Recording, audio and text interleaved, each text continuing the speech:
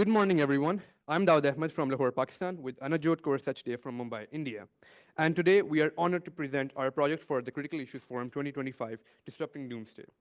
First of all, Ms. Masako Toki, we're truly grateful for your support and for giving us this opportunity to be part of the Critical Issues Forum. Your dedication to global peace and dialogue is inspiring, and we deeply appreciate the impact that you've made. And a huge thank you to our teachers, to Sir Qasim, Sir Sagar, Urmi, and Anam, for their constant guidance and encouragement throughout this journey. Yeah. So first of all, nuclear weapons don't persist by chance. They thrive on misinformation, inaction, and power imbalances. Media shapes public perception. International organizations push for accountability.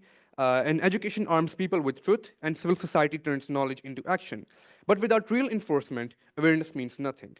So how do we turn insight into impact? How do we disrupt doomsday? Let's find out.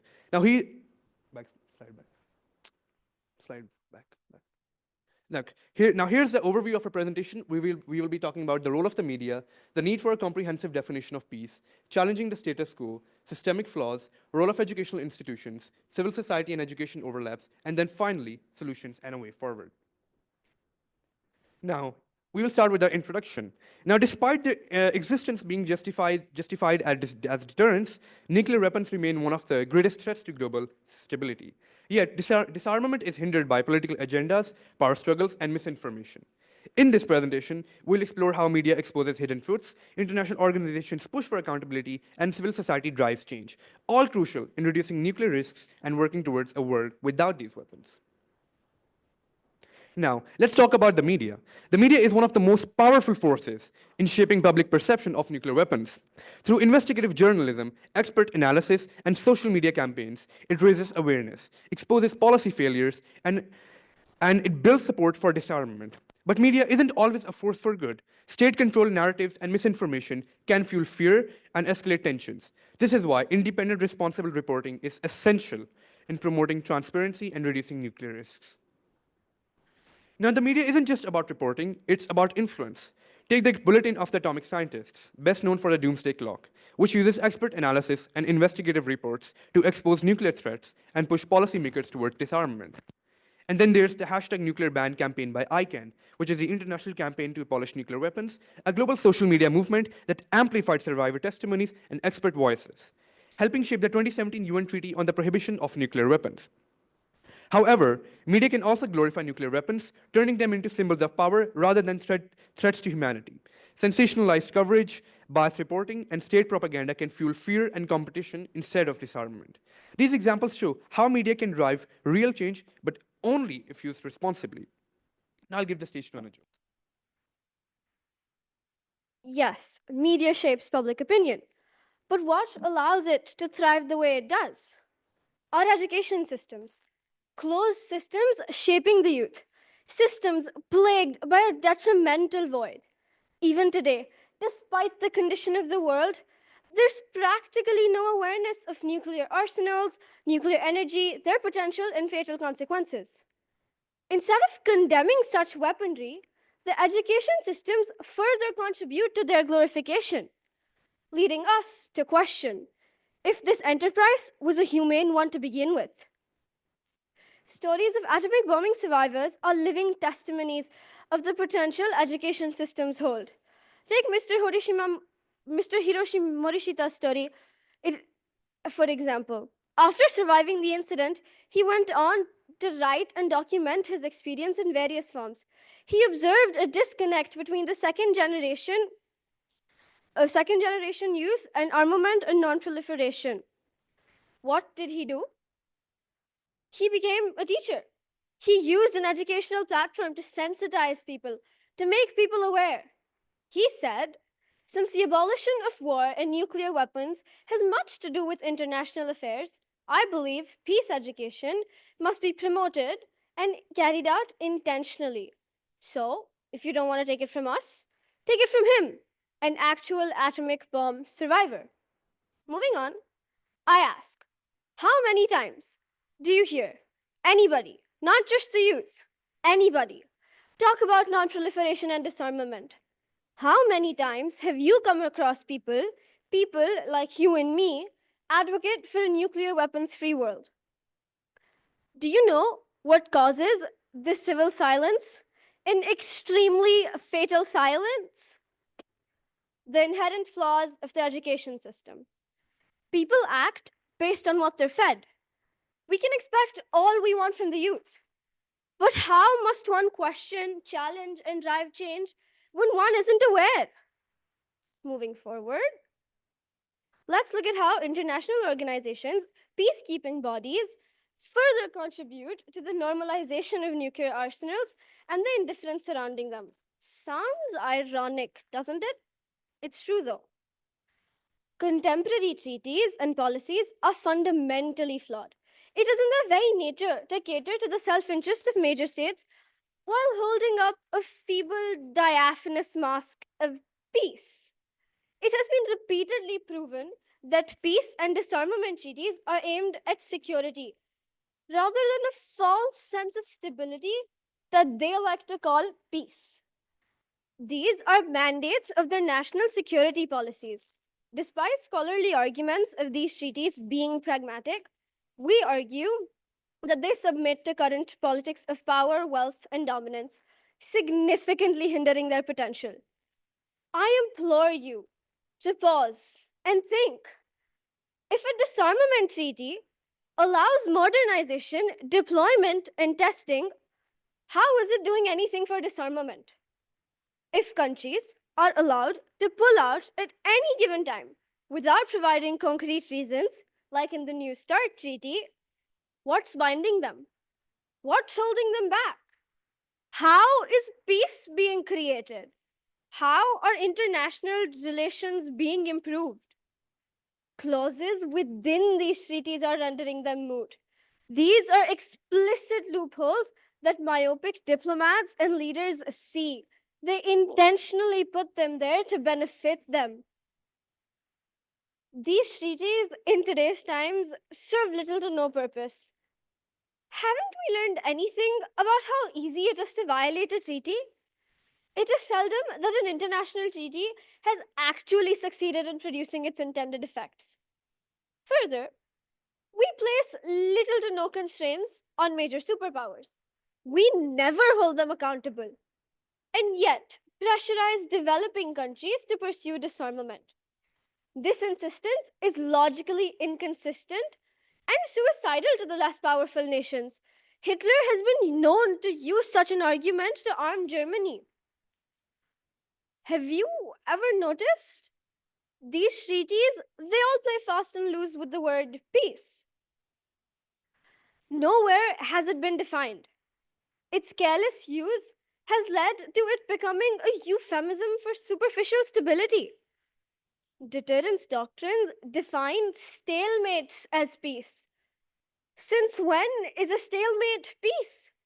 Since when is being aware of a certain death peace? Deterrence in itself is a high risk solution.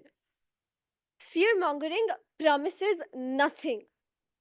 And then, when you combine it with ambiguous, absurd definitions of peace, it becomes a sorry cover up, a band aid to pretend like absolute power is creating peace. Ambiguity in treaties, official documents, is a fatal flaw. As youth from conflict ridden countries who've actively been engaging in peace work and peace education, we argue that the mere absence of violence is not peace. Even the presence of justice alone is not peace. Coined by Johan Galtung, a Norwegian peace sociologist, peace has been characterized as negative and positive. Current systems aimed at stability look a lot like negative peace, which definitely shouldn't be our goal. And it isn't peace. Positive peace can be defined as institutions, structures, and attitudes designed such that peace is a natural, sustainable byproduct. Violence and the fear of violence are absent while justice is prevalent. As aggravating as this is, as disheartening as this is, hope is never lost. It's still not too late. Doomsday isn't quite here yet. There's a lot we can do, simply as people. Back to the wood. Okay, so now we'll move on to the solutions. Let's start with media. Now, media isn't just a storyteller, it's a watchdog.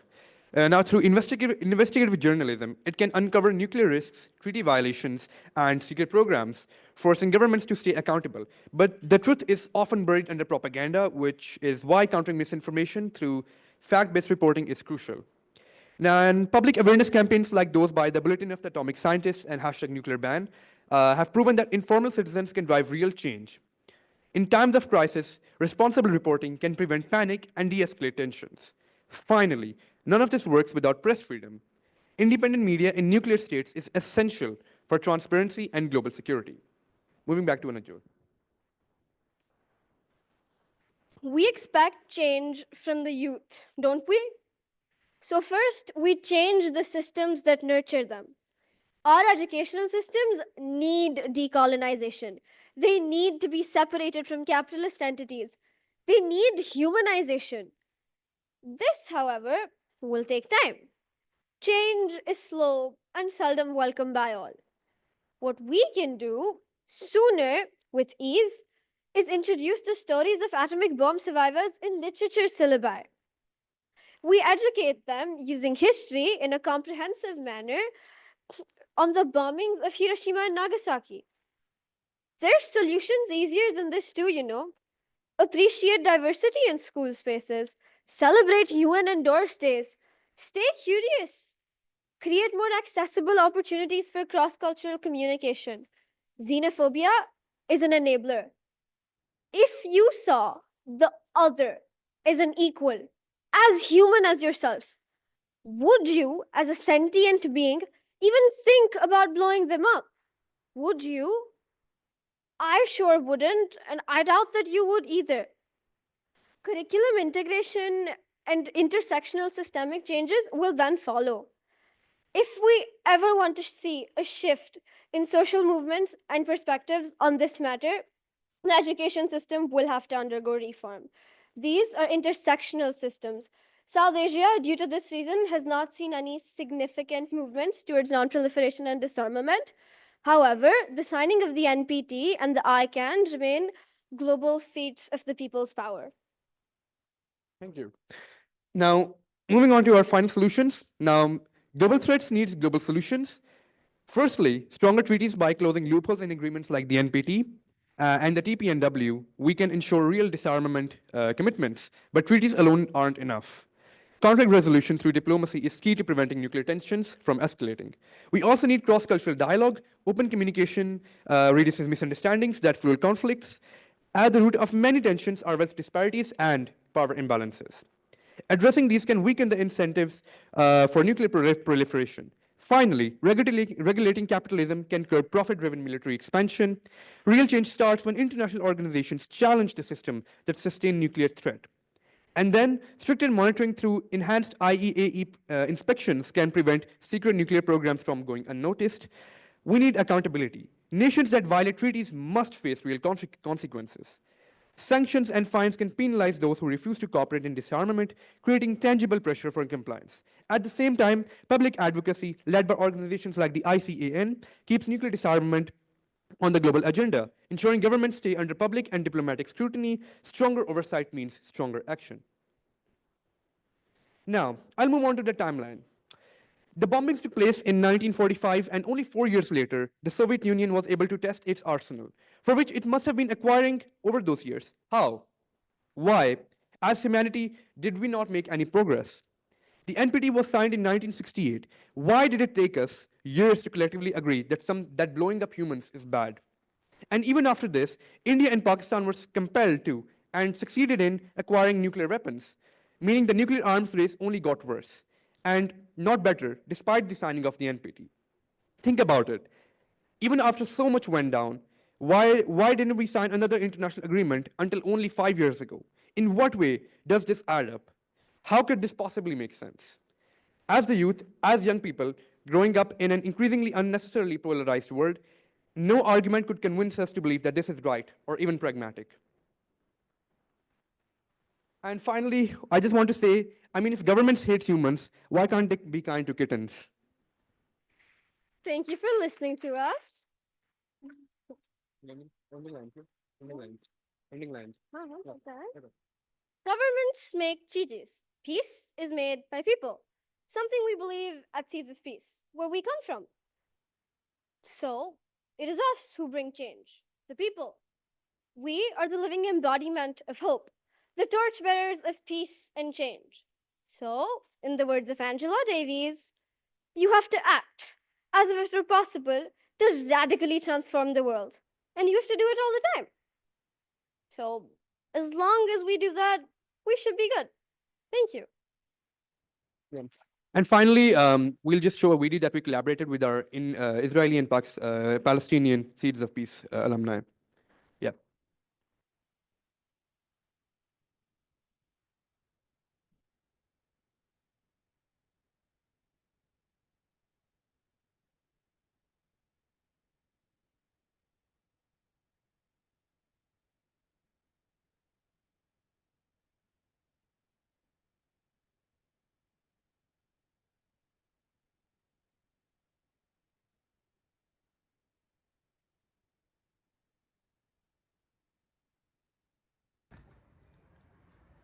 Hope to me is resistance. In a system that fails to provide us hope, in a system that rests on oppression and despair, hope is defiance. In the words of Jane Hirschfield, hope is the hardest love we carry. We are the living embodiment of hope. If change is to come, it is you and me who bring it. So, in the words of Sir Baldwin, when the world is held together, it is really held together by the love and passion of a very few people. Let that love and compassion be ours. Nuclear weapons are more than bombs. They are bargaining chips of power, hidden behind politics and propaganda. The media has the power to expose the truth, yet censorship and misinformation keep the world in the dark. International organizations fight for disarmament, but without enforcement, treaties become empty words. If we let fear control the narrative and power go unchecked, the cycle will never break. But what if we flip the script? What if the media informed, not manipulated? What if global institutions held nations accountable? The choice isn't in the hands of a few, it's in all of ours. The time to act is now, before history repeats itself. For me, is an internal force. It is something that thrives in spite of external conditions. Hope is being able to see the youth develop their own sense of the word, their own approach to their futures, to the world they want to create. Hope is being able to experience with and communicate with people from different cultures, and yet seeing how many similarities we share. Hope is connection, it is love, it is a personal empowerment and collective, and it is resilience. Hi, my name is Amir Ofek, and I live in Israel. Here, well, the situation is dire, to say the least. And honestly, I think youth have to do everything to make this a better country for myself, for other youth. We have the power, and we have to use it. So, honestly, as an 18-something-year-old, my hope is in the youth. Okay, little side note, we do not allow normalization to Zionists and Zionism. The Israeli in the video does not identify himself with the political ideology. Thank you.